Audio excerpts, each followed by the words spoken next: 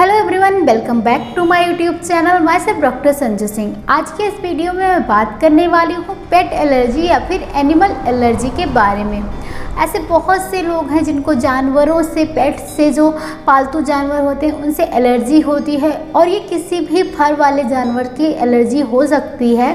लेकिन ज़्यादातर एलर्जी जो होती है वो कैट्स एंड डॉग्स की वजह से होती है। तो आज मैं आपको बताऊंगी कि पेट एलर्जी के कारण क्या होते हैं, इसके लक्षण क्या होते हैं, साथ ही साथ टॉप 3 होम्योपैथिक दवाइयाँ बताऊंगी जो पेट एलर्जी में बहुत ही ज़्यादा यूजफुल होती हैं। तो वीडियो बहुत इन्फॉर्मेटिव है, एंड तक ज़रूर देखिएगा।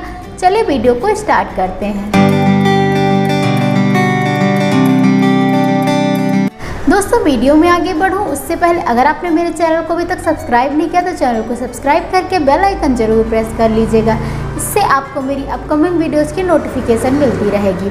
अब बात करते हैं पेट एलर्जी के बारे में। तो पेट एलर्जी का जो प्रॉब्लम होता है वो इसलिए डेवलप होता है क्योंकि जो पेट्स होते हैं उनके फर में, उनके सलाइवा में, उनके यूरिन स्टूल में कुछ ऐसे एलर्जेंस पाए जाते हैं जो जब आपकी बॉडी में एंटर कर जाते हैं तो आपकी बॉडी का जो इम्यून सिस्टम है वो हाइपर एक्टिव हो जाता है उन एलर्जेंस को लेके, और उसकी वजह से आपको एलर्जी के सिम्टम्स डेवलप होते हैं। तो जो पालतू जानवर होते हैं या जो नॉर्मल एनिमल्स होते हैं उनके जो यूरिन से और स्टूल से या फिर उनके सलाइवा से जो एक प्रोटीन निकलता है उससे ज़्यादातर एलर्जी डेवलप होती है। ऐसे तो किसी भी जानवर की वजह से आपको एलर्जी हो सकती है, लेकिन ज़्यादातर एलर्जी जो होती हैं डॉग्स एंड कैट्स की वजह से डेवलप होती है। एलर्जी के जो सिम्टम्स होते हैं वो जनरली जो एलर्जिक राइनाइटिस होते हैं, हे फीवर होता है उसकी तरह दिखाई देते हैं आपको।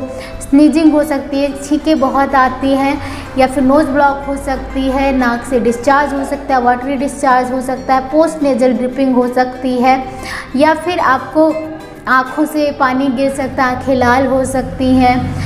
इस तरह के जो सिम्टम्स होते हैं वो देखने को मिलते हैं। इसके अलावा कुछ लोगों में अस्थमैटिक कंडीशन डेवलप हो जाती है। चेस्ट जो होता है, सीने में टाइटनेस लगती है, सीने में जकड़न सी लगती है, शॉर्टनेस ऑफ ब्रेथ हो जाती है, जो सांस है वो रुक रुक के आती है। इसके अलावा बीजेस प्रेजेंट होते हैं, आपको सीने से जो है, आपके लंग्स से जो है घरघराहट की आवाज़ आने लग जाती है।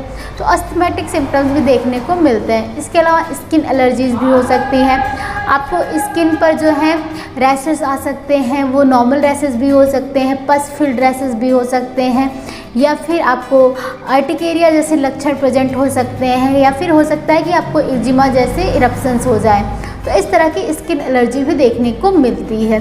तो जनरली जो कैट्स या डॉग्स की वजह से एलर्जीज होती है उसमें यही सारे कॉमन सिम्टम्स देखने को मिलते हैं। अब अगर आप एलर्जिक हैं तो इसके रिस्क फैक्टर्स भी होते हैं कुछ लोगों में, जैसे कि अगर आपकी फैमिली में अस्थमैटिक कंडीशन है या किसी भी तरह की एलर्जीज प्रेजेंट है तो आप बहुत ज़्यादा प्रोन हो जाते हैं एनिमल एलर्जी को लेकर।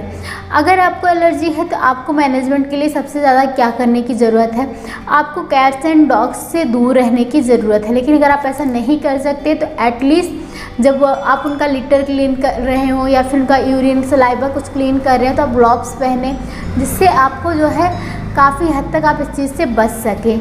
लेकिन अगर आपको एलर्जी है तो आपको इन लोगों से दूरी बनाए रखने की बहुत ज़्यादा ज़रूरत है।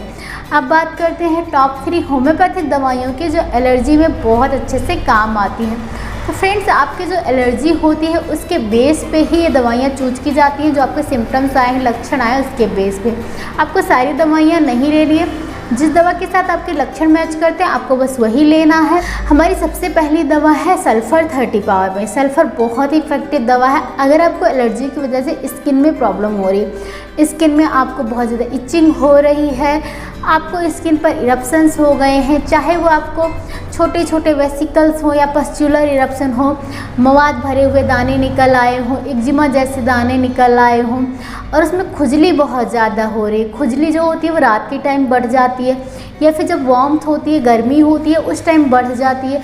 जब भी आप खुजलाते हैं तो आपको थोड़ा सा आराम मिलता है, लेकिन उसके बाद आपको जलन होने लग जाती है, उसमें से दानों में से ब्लीडिंग हो सकती है। तो इस तरह के अगर लक्षण होते हैं, आपकी स्किन बहुत ड्राई हो गई है, बहुत ज़्यादा रफ़ हो गई है, तो इस तरह के लक्षण में आप स्किन एलर्जी के केसेस में ले सकते हैं सल्फर 30 पावर में, बहुत ही यूजफुल दवा होती है। दूसरी हमारी दवा है आर्सेनिक एल्बम 30 पावर में। आर्सेनिक उन केसेस में काम करती है जहाँ पे अस्थमेटिक कंडीशंस डेवलप हो जाती हैं, आपको चेस्ट में टाइटनेस लगती है, प्रेशर फील होता है, बीजेस प्रेजेंट होते हैं, घरघराहट की आवाज़ आती है, आपको पोस्ट नेजल ड्रिपिंग हो सकती है, सांस लेने में तकलीफ़ हो सकती है। इसके अलावा आपको नोज़ ब्लॉक हो सकता है, आपको बहुत ज़्यादा बेचैनी हो सकती है, एंजाइटी, घबराहट, ये सब चीज़ें अगर लगती हैं अस्थमेटिक कंडीशन के साथ साथ। और जब भी आप लेटते हैं तो आपकी प्रॉब्लम और ज़्यादा बढ़ जाती है, बेचैनी बहुत ज़्यादा मचती है, तो उस केस में आप आर्सेनिक ले सकते हैं, बहुत इफेक्टिव रिजल्ट देखने को मिलता है। थर्ड हमारी दवा है एलियम सेपा 30 पावर में।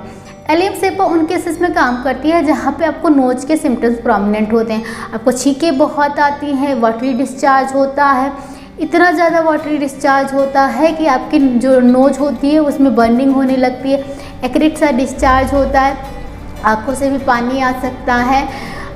इसके अलावा आपके रूट ऑफ नोज पे ऐसे प्रेशर सा फील होता है, आपको नोज के अंदर ऐसे क्रॉलिंग सी सेंसेशन आती है, ऐसा लगता है कि कुछ कीड़ा वीड़ा टहल रहा है।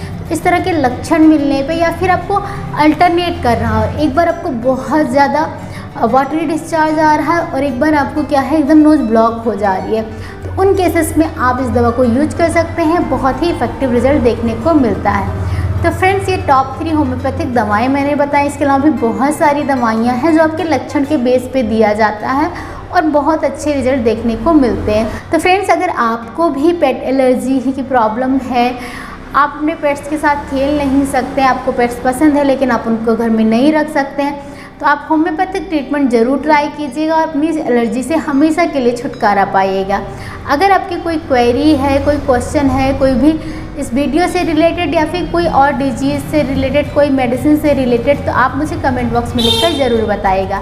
आज का वीडियो कैसा लगा है ये भी कमेंट करके बताइएगा। साथ ही साथ वीडियो अच्छा लगा हो तो वीडियो को लाइक करना मत भूलिए, चैनल को सब्सक्राइब कीजिए, फ्रेंड्स फैमिली ग्रुप में शेयर कीजिए।